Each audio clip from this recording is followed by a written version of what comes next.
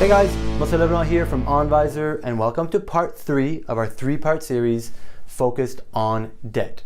So hopefully by now you've watched part 1 and part 2, where we identified good debt versus bad debt. And presuming you've still had some bad debt in your book of debts, if you will, part 2 was focused on how to attack that debt. So let's presume you don't find yourself with much or any bad debt anymore. And what you're left with is good debt. Should you still prioritize that debt over investing? Why and when and by how much? Again, I'm going to come back to what I initially said starting the series, and that is that I don't think anybody should do 100% of one or 100% of the other. I think most people should do a blend of both and then focus on one or the other. So you're doing 60-40 or 80-20, whichever way makes the most sense for you based on your circumstances. Now, there's a big argument and there's a lot to be said for your rates of return relative to your expected, your interest rates relative to your expected rate of returns. And I've run the math many times, and no matter what, if you're going to earn more by investing that you're paying on your debt, you're better off investing, and vice versa. So we're going to take that logic and toss it aside for now, okay? Because generally speaking, you're going to earn more investing over the long term that you're going to pay usually on good debt, being like, for example, your mortgage. So today, the best example for quote unquote good debt is your mortgage, and that's what we're going to focus on today. So your mortgage interest rates, at least today, are very low, and rates of returns have been pretty good so far. And we can expect that over a lifetime, let's call it 25 years, that will probably remain being true, that investing will generate higher rates than you're going to pay on your mortgage or even good debt in general. And if that stands to be true, that's one point for investing.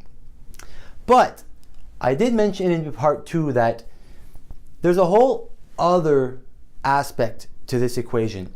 Mathematics only count for a very small fraction of decision making when it comes to your finances.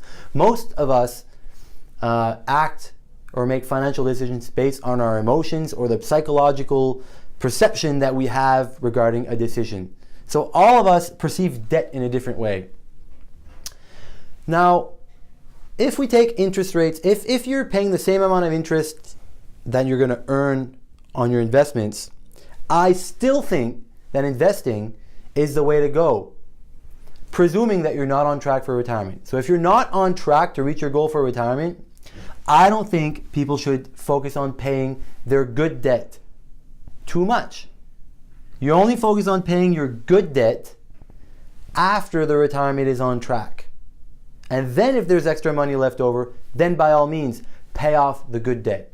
It's great. Like, there's 2 things you should focus on when it comes to your good debt. The last debt you feel you should be paying off, which is, again, the mortgage or maybe even car payments. You definitely want that stuff paid off before you retire. That's like milestone 1, the one you should really aim to hit.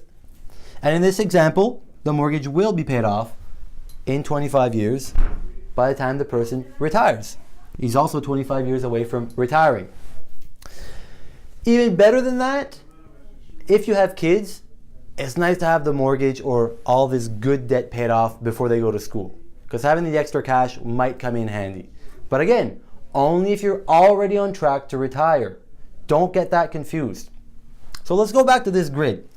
Now, the logic of people arguing that debt payment still makes more sense to pay off early is that, well, if I pay off my debt early and I'm not on track to retire just yet, I'm only going to make it here and I have to make it here.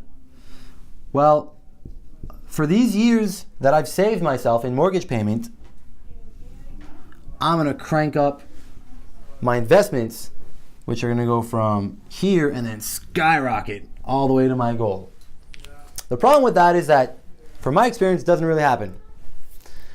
Think of the last time you paid off something like student debt or a car loan or something. Did you rush into your financial advisor's office and give him all of that payment to invest for your retirement? I don't know a lot of people that have. Most people don't. because usually we let our minds or our emotions get the better of us, and we start wishing and hoping.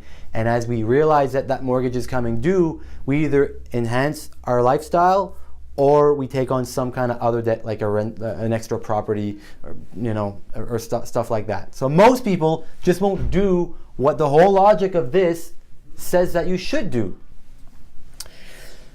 The other argument that makes investing over paying debt so important is because if you only pay debt and you don't invest, you're never going to see the benefit of compound interest. You're never going to have the feeling of having $25,000, $35,000, $55,000 and growing. So investing is a habit versus paying your debt is just a bill payment. Now, everybody pays their bills, but not everybody creates savings habits. So again, if all you do is pay off your debt early and you do zero investing, good luck having this happen, because you don't even see the worth. You've never seen it happen. You've never seen it at work. You have zero experience with saving or investing. Do you really think you're going to drop everything and this late in life become an investment wizard? Highly unlikely. So again, I think being debt-free by the time you're retired is very important, but if you're not on track on retiring, please leave the good debt alone and focus on saving up for retirement. So hopefully this series was helpful for you guys. Again, I encourage you to watch part 1, part 2 if you haven't. If you have any questions, feel free to reach out. Until the next time, cheers guys.